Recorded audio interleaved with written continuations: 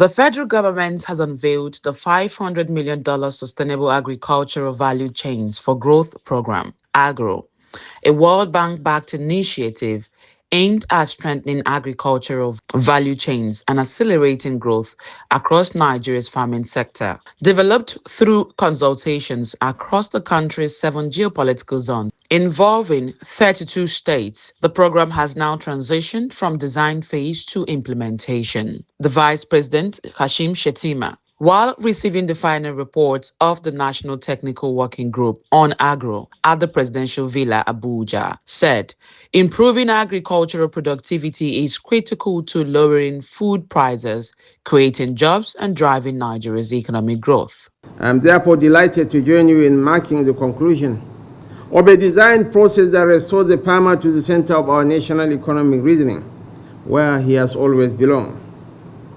Today marks the transition of Agrow from program design to implementation.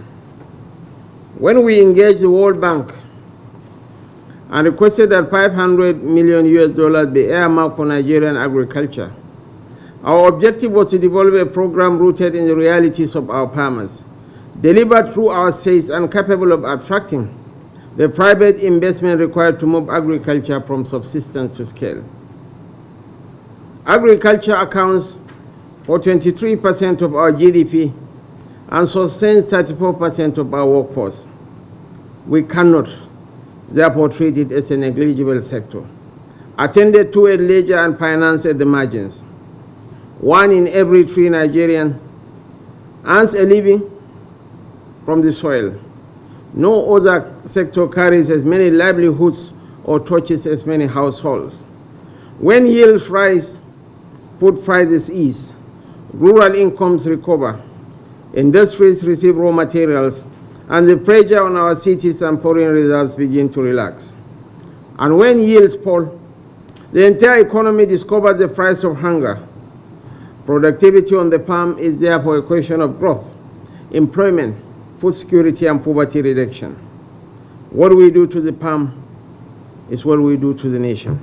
My gratitude extends to the World Bank, the participating states, the private sector, and our development partners for their contributions. Speaking with newsmen after the event, the Minister of Agriculture and Food Security, Senator Abubakar Kyari, said preparations for implementation are already underway. He disclosed that documentation for the financing agreement is progressing. The minister added that beyond the initial $500 million World Bank support, the program has the potential to attract investments of up to $5 billion through matching grants and private sector participation. This project will maybe will be investments of in excess of probably 10 times what is available now. So we're looking at about almost $5 billion at the end of the day. And we have that confidence and assurance that we're going to, because it will be implemented, like I said, honestly, transparently, and to the benefit of the smallholder farmer. So we are happy that we are here to partner with the federal government and the World Bank on this issue of Mr. President's food security. And that's why you see the prominent role being played by the Minister of Agriculture as well as Minister of Finance. We're talking in excess of $10 billion every year worth of investment. So that's what we bring to the table, just to sort of, put some sort of transparency into the program, and also ensure that, the program enjoys, sustainability in terms of, how we use the capital. For Rapid TV News, I am Divine Alex.